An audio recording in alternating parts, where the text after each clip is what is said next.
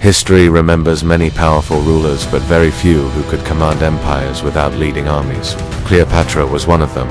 In a world dominated by ruthless generals and ambitious kings, she stood apart not because of overwhelming military strength, but because of something far more dangerous: her intelligence, her charisma, and her ability to influence the most powerful men on earth. Rome, the greatest superpower of its time, was not conquered by her armies but it was shaken by her presence. She formed alliances with men like Julius Caesar and later Mark Antony, two of the most dominant figures in Roman history. But Cleopatra was never just a partner in their rise. She was a force shaping their decisions, their ambitions, and ultimately, their destinies. While many have reduced her story to beauty and romance, that narrative hides a far more calculated truth. Cleopatra was highly educated, spoke multiple languages, and understood politics, economics, and human psychology at a level that allowed her to navigate one of the most dangerous political landscapes in history. She didn't simply react to power, she anticipated it, manipulated it, and redirected it to serve her own vision. Every move she made was strategic, every alliance carefully calculated, and every risk taken with the awareness that failure meant not just losing a throne, but losing her life. In a time when even kings were easily overthrown, Cleopatra managed to hold on to power in Egypt, while standing at the center of Rome's internal conflicts, influencing outcomes that would shape the future of entire civilizations. But what makes her story truly compelling is not just the power she held, it's how she held it. She understood something most rulers never fully grasped: that true power is not always about force, but about control. Control over perception, over people, and over the direction of history itself. And as her story unfolds, one question becomes impossible to ignore. Was Cleopatra simply surviving in a world ruled by men, or was she, in her own way, ruling them all? In one of the most legendary acts of political theater, she arranged to be secretly brought into Caesar's presence hidden inside a carpet, bypassing her enemies and placing herself directly before the most powerful man in the Roman world. But this was not desperation, it was strategy. Cleopatra knew that securing Caesar's support would tip the balance of power entirely in her favor. What followed was not just an alliance, but a turning point. With Caesar backing her claim, Cleopatra returned to Egypt, and the conflict with Ptolemy XIII escalated into open war. The struggle ended decisively, with her brother defeated and drowned in the Nile, leaving Cleopatra as the undisputed ruler of Egypt. But her victory was more than political, it was psychological. She had outmaneuvered her enemies, navigated one of the most dangerous power struggles of her time, and proven that she was not just a queen by title, but a strategist capable of surviving and dominating in a ruthless world. In a system where trust was fragile and betrayal was constant, Cleopatra didn't just survive the game, she mastered it. And this was only the beginning of how she would wield power on a much larger stage. In one of the most legendary acts of political theater, she arranged to be secretly brought into Caesar's presence, according to popular accounts, hidden inside a carpet, bypassing her enemies and placing herself directly before the most powerful man in the Roman world. But this was not desperation, it was strategy. Cleopatra knew that securing Caesar's support would tip the balance of power entirely in her favor. What followed was not just an alliance, but a turning point. With Caesar backing her claim, Cleopatra returned to Egypt, and the conflict with Ptolemy XIII escalated into open war. The struggle ended decisively, with her brother defeated and drowned in the Nile, leaving Cleopatra as the undisputed ruler of Egypt. But her victory was more than political, it was psychological. She had outmaneuvered her enemies, navigated one of the most dangerous power struggles of her time, and proven that she was not just a queen by title, but a strategist capable of surviving and dominating in a ruthless world. In a system where trust was fragile and betrayal was constant, Cleopatra didn't just survive the game, she mastered it. And this was only the beginning of how she would wield power on a much larger stage. What truly set Cleopatra apart from every other ruler of her time was not her title, nor her alliances, but her mind.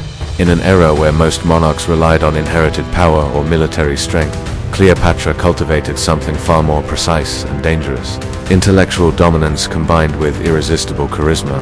She was one of the few rulers in the Ptolemaic dynasty who actually learned the Egyptian language, and beyond that, she was said to speak multiple languages fluently, allowing her to communicate directly with different cultures without interpreters, a rare and powerful advantage in diplomacy.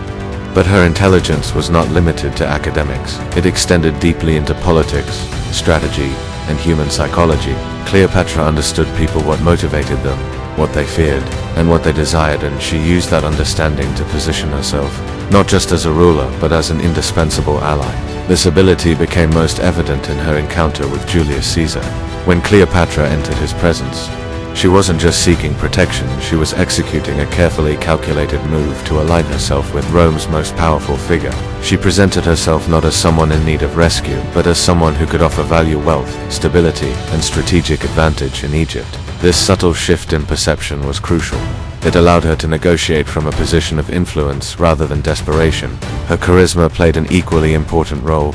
Cleopatra had a presence that commanded attention not necessarily because of physical beauty alone, but because of her confidence, intelligence, and the way she engaged others in conversation. Ancient accounts often emphasize that she was captivating, not just in appearance, but in voice, wit, and personality, qualities that made her unforgettable to those who met her. She knew how to adapt her image depending on the situation, presenting herself as a traditional Egyptian goddess queen to her people, while appearing as a sophisticated and politically aware partner to Roman leaders.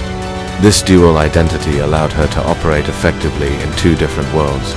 More importantly, Cleopatra didn't rely on a single strategy. She evolved. She observed, learned, and adjusted her approach to the shifting political landscape. Where others saw alliances as temporary arrangements, she treated them as instruments of long-term power, maintaining influence even when circumstances changed. Her relationship with Caesar was not just personal, it solidified her position in Egypt and re-established her authority in the eyes of foreign powers. In a time when power was often taken by force, Cleopatra demonstrated that influence, intelligence, and perception could be just as decisive as armies. She didn't simply play the political game, she understood its rules better than anyone else and used them to her advantage. It was this combination of intellect and charisma that allowed her to stand alongside the most powerful figures of her time as an equal. At the height of her power, Cleopatra was no longer just defending her throne, she was shaping the fate of the most powerful empire in the world. Rome, though unmatched in military strength, was deeply divided by internal conflict. Cleopatra understood that true influence did not lie in armies alone, but in the men who commanded them. Her first major alliance with Julius Caesar was not simply survival, it was a strategic masterstroke. By aligning herself with Caesar, she secured her position in Egypt and gained the backing of Rome's most dominant figure. But Cleopatra did not remain in his shadow. She became an essential partner, hosting him in Egypt and influencing his crucial decisions. Even after Caesar's assassination threw Rome into chaos once again, Cleopatra did not lose her footing. Instead, she adapted. She turned her attention to the next rising power, Mark Antony. Their meeting was legendary, not just for its spectacle but for its precision. Cleopatra arrived not as a subordinate seeking favor, but as a queen displaying power, wealth, and confidence, creating an image impossible to ignore. But beneath the grandeur was careful calculation. She understood Antony's ambitions, his desires, and his vulnerabilities. She positioned herself as both a political ally and a personal confidant. Together they challenged the balance of power in Rome itself. Through Antony, Cleopatra extended her influence far beyond Egypt, gaining territories and strengthening her position as a ruler of immense significance. Cleopatra was not being controlled, she was influencing outcomes, shaping decisions, and ensuring her interests remained at the forefront of Antony's campaigns. To her enemies, particularly Octavian, this alliance was deeply threatening, not just for its military power, but for its potential to shift Roman power. Octavian would later use this perception to turn Roman opinion against her, portraying her as a dangerous foreign queen manipulating a great general. But the reality was undeniable. Cleopatra had achieved something almost no ruler of her time had managed. She inserted herself into the center of Roman politics. In a world where power was measured by conquest, she demonstrated that intelligence and strategic relationships could reshape empires just as effectively. She did not march on Rome with an army, she reached into its core and bent its power in her favor. She proved that sometimes the most powerful force in history is not strength, but control. For years, Cleopatra had played the game of power with remarkable precision, building alliances and maintaining her kingdom against overwhelming odds. But every rise invites a challenge, and hers came in the form of a decisive conflict that would determine the future of Egypt itself. That challenge emerged from Rome, where a new power was rising. Octavian, the cold and calculated adopted heir of Julius Caesar. Unlike others before him, Octavian was not easily influenced. He was determined to eliminate all threats to his authority. In his eyes, the alliance between Cleopatra and Mark Antony was more than a political concern, it was a direct challenge to Rome. What followed was a full-scale confrontation that would culminate in one of history's most decisive naval battles, the Battle of Actium.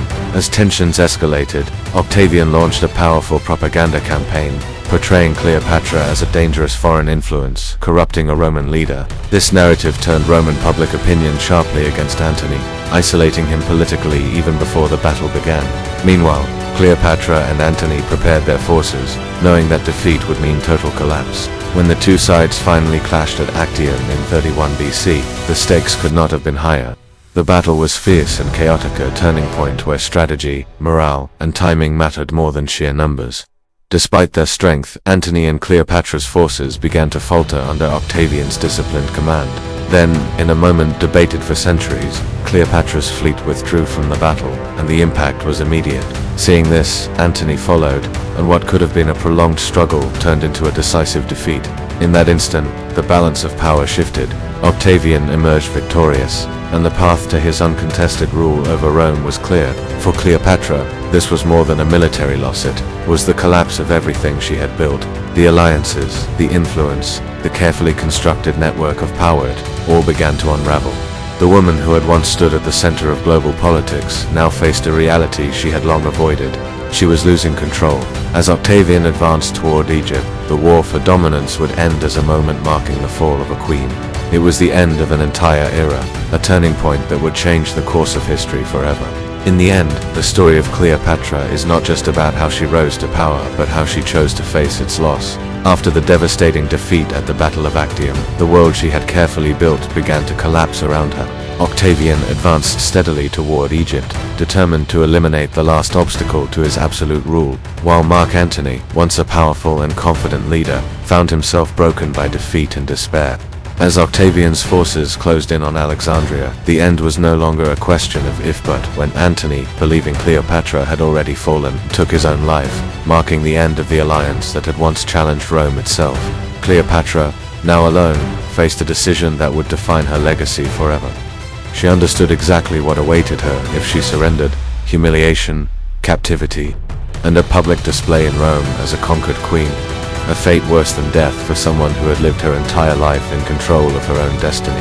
Refusing to be reduced to a symbol of defeat, Cleopatra made her final, calculated choice. According to the most enduring accounts, she arranged her own death, often said to be by the bite of an asp, though historians still debate the exact method. But regardless of how it happened, the meaning was clear: Cleopatra chose to die on her own terms, preserving her dignity. With her death in 30 BC, the Ptolemaic dynasty came to an end, and Egypt was absorbed into the Roman Empire. Yet while she lost her empire, Cleopatra achieved something far more enduring. She secured her place in history. Unlike many rulers who fade into obscurity, her story has been retold for over 2,000 years, not simply because of her relationships or her downfall, but because of the extraordinary way she wielded power. She demonstrated that influence could rival armies, that intelligence could shape empires, and that even in defeat, control over one's legacy is the greatest power of all. Cleopatra was not just the last queen of Egypt, she became a symbol of strategy, resilience, and the timeless truth that real power is not only measured by what you hold, but by how you choose to let it go. The story of Cleopatra is not just a tale of beauty, romance, or even tragedy. It is a story of power in its most refined and strategic form.